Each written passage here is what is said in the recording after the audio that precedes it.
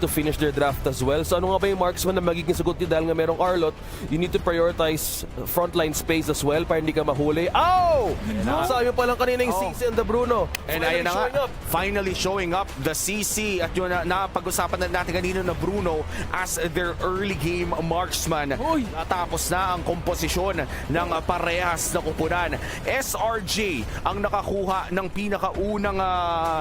pinakaunang game natin kanina, pero ngayon may Amon na pambigla ang Fireflux Esports.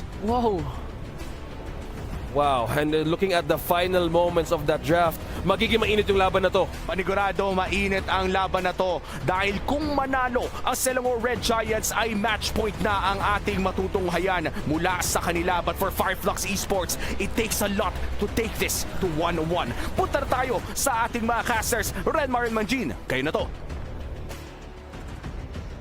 Amon, Renmar. Wala na ibang sasabihin pa. He's back. He's back. Fifth pick. Tama ako. Final pick. Oh, final pick. Ang Turkish Delight. Fireflux.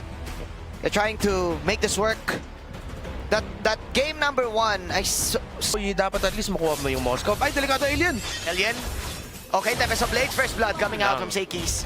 Dito sa Apex 47. Pang-clear lang muna pero papanatan pa ni Seikis. Kulang lang ng spada. Kung may isang spada pa yun, pwede pa sana.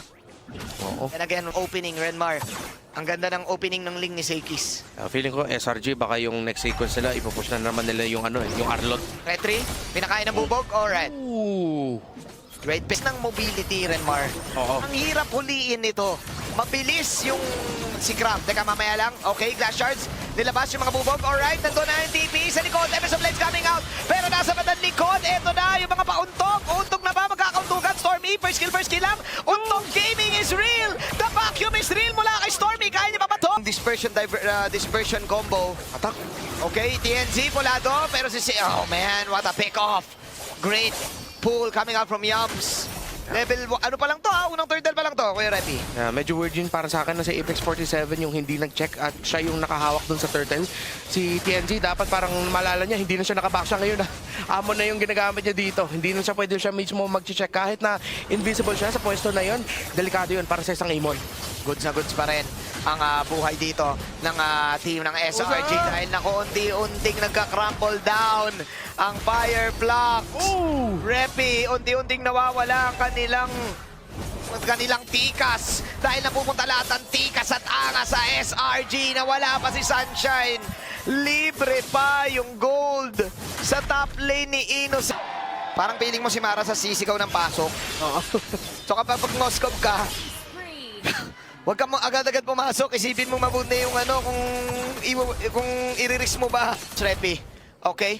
Apex 47 umaharap dito. Alright, eto na. Hila. TNC ngayon ang mabanata pero napakagandang retribution para kay Seikis. This time, nilabas yung mga bubog. Eto na naman. Moskov, pasok! Nagkapasukan. Dash in, dash out. TNC will manage to get one. Habang si Crambolado pero ayun na yung duality vacuum ni Stormy Flicker in dispersion. Kaboy! Habang si Stormy maiwan. Kaya pa ba ni Stormy to? TNC, Soul Shards coming in. Shut down! Official wipeout at babalikan natin yung STC replay. Good engagement galing sa SRG para sila yung makukuha ng turtle pero hindi in-expect yung turnaround. Si TNZ at saka si Sunshine. Si Sunshine late entry gamit ng Spear of Destruction teleport.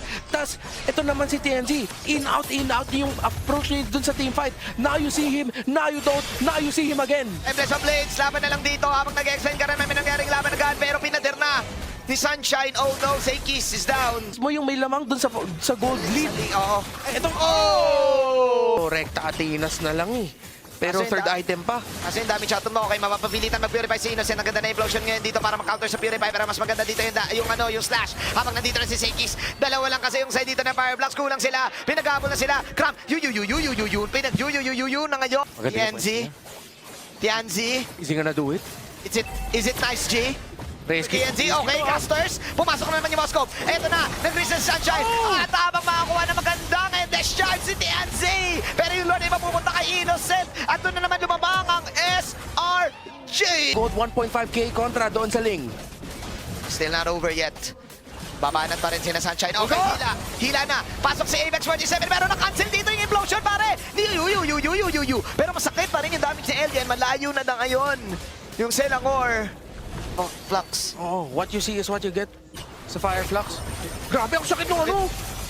Yung Blade of Crescents. O kung naman, paano man ang pronuncios. Pero mapaganda ang implosion din dito. Laban na to. Napasigaw na ng Apex. Pero mas maganda dito yung Tempest of Blades. Pulado na ngayon si Seikis. Pero laban na lang din daw. Seikis, meron pa siyang pagbali dito. Pasok si Cram, pero pinagbabanat-banatan. Ano daw? Pinagbabanat-banatan.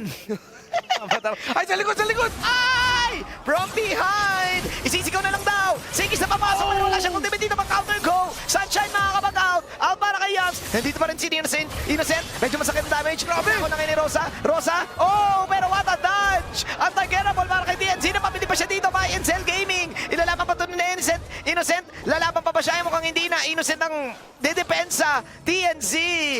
Bumay Encel! Okay! Yari ka ngayon, Innocent!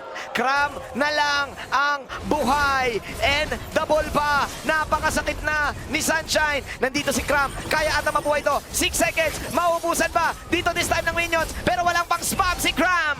It's a 1-1. Fire Plucks with the W. At totoo ang Miss Cheese. May hulog ang Fireflux Esports against Selangor Red Giants.